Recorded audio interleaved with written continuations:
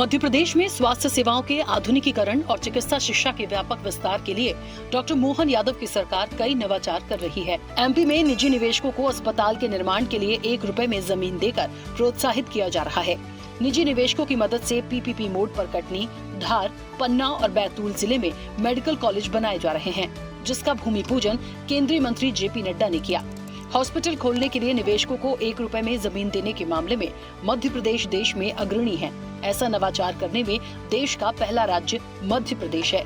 CM doctor Mohan Yadav ने कहा कि स्वास्थ्य सेवाओं के आधुनिकीकरण और चिकित्सा शिक्षा के व्यापक विस्तार के लिए सरकार बहुस्तरीय सुधार लागू कर रही है। पूरे देश का सबसे पहला पीपीपी मॉडल पर मेडिकल कॉलेज कहीं बनना शुरू होगा तो वो पहला कॉलेज धार का है। जोरदार अभिनंदन करें। पूरे देश का एकमात्र ये हमारा ट्राइबल जिला है जिसके चारों तरफ विकास का पहिया कितनी तेज गति से बढ़ रहा है। इसके अलावा पीपीपी मोड पर ही 9 जिलों अशोकनगर, मुरैना, सीधी, गुना, बालाघाट, भिंड, टीकमगढ़, खरगोन और शाजापुर में नए मेडिकल कॉलेज बनाने के लिए टेंडर मंगाए गए हैं। साल 2028 के खत्म होने तक राजगढ़, मंडला, छतरपुर, उज्जैन, दमोह और बुधनी में निर्माणाधीन गवर्नमेंट मेडिकल कॉलेज शुरू किया जाएगा। इसके अलावा पीपीपी मोड पर तैयार किए जाने वाले सभी मेडिकल कॉलेजेस का निर्माण काम भी पूरा करने का लक्ष्य है। प्रदेश में 14 नए नर्सिंग कॉलेज, 1 जिले को मेडिकल टूरिज्म हब के रूप में विकसित करने, सभी संभागीय मुख्यालय में कैथ लैब की स्थापना भी 2028 तक कर दी जाएगी। भोपाल और रीवा में कार्डियक कैथ लैब शुरू, ग्वालियर और जबलपुर में भी कैथ लैब जल्द ही खोलने की तैयारी। जल्द ही उपलब्ध होंगे बॉन्ड वाले 2500 डॉक्टर्स। रेडियोथेरेपी के लिए इंदौर, जबलपुर, रीवा और ग्वालियर में आधुनिक dual energy linear accelerator machine की खरीदी। भोपाल, इंदौर, जबलपुर, रीवा और सागर मेडिकल कॉलेज में सिटी स्कैन और MRI machine. Medical college Gwalior, Ratlam और विदिशा के लिए भी मशीनों की खरीदी। मेडिकल कॉलेज भोपाल, इंदौर, रीवा और सागर में रेडियोथेरेपी सुविधाओं का विस्तार। ब्रेकीथेरेपी मशीनें खरीदने के लिए 7-7 करोड़ रुपए। सरकारी मेडिकल कॉलेज की संख्या 14 से बढ़कर हुई 19। प्राइवेट मेडिकल कॉलेज की संख्या 12 से बढ़कर हुई 14। इंदौर में 50 सीट का ईएसआईसी मेडिकल कॉलेज शुरू। महाराजा यशवंतराव अस्पताल परिसर में निर्माण कार्यों के लिए 773.07 करोड़ रुपए। मेडिकल कॉलेज रीवा में निर्माण कार्यों के लिए 321.94 करोड़ रुपए मंजूर। तीनों नए जिलों मैहर, मऊगंज और पांढुना में नए जिला अस्पतालों को मंजूरी। टीकमगढ़, नीमच, सिंगरौली, शिवपुरी और डिंडौरी के जिला अस्पतालों में 800 बेड की बढ़ोतरी। 810 नए पदों पर भर्ती को दी गई मंजूरी। मध्य प्रदेश में मातृ मृत्यु दर 173 से कम होकर हुई 142।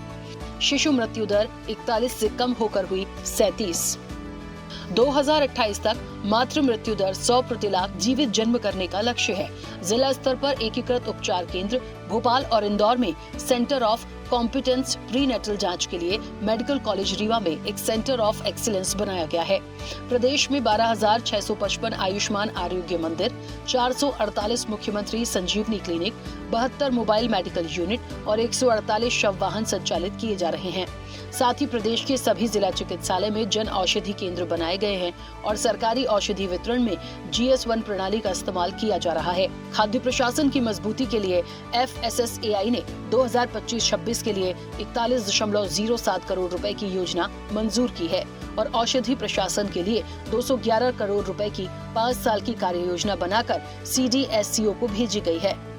मेडिकल कॉलेज सतना से संबंध नए अस्पताल को 383 करोड़ रुपए से बनाया जा रहा है। स्किल सेल स्क्रीनिंग में भी मध्य प्रदेश ने देश में अव्वल प्रदर्शन किया है। अब तक कुल 1,25,38,125 स्किल सेल स्क्रीनिंग की जा चुकी है। सरकार के मेडिकल सेक्टर में लिए गए फैसलों से प्रदेश में चिकित्सा सुविधाएं बढ़ी हैं, जिससे सरकारी अस्पतालों में बीते 2 साल में 84,000 से ज्यादा कार्डियक सर्जरी हुई है। प्राइवेट अस्पतालों की तुलना में सरकारी अस्पतालों में कार्डियक सर्जरी बहुत कम खर्च में होती है। वहीं मई 2024 से शुरू हुई पीएम श्री एयर एम्बुलेंस सेवा में अब तक 109 लोगों को एयरलिफ्ट किया गया है। प्रदेश में अगले 3 सालों में चिकित्सा शिक्षा विभाग की सीएम केयर योजना के सफल क्रियान्वयन को कार्य योजना में लिया गया है। सीएम डॉक्टर मोहन यादव की दूरदर्शी सोच से मध्य प्रदेश मेडिकल हब बन रहा है, जिससे प्रदेश के साथ साथ दूसरे राज्यों के लोगों को बेहतर मेडिकल सुविधाएं मिल रही हैं।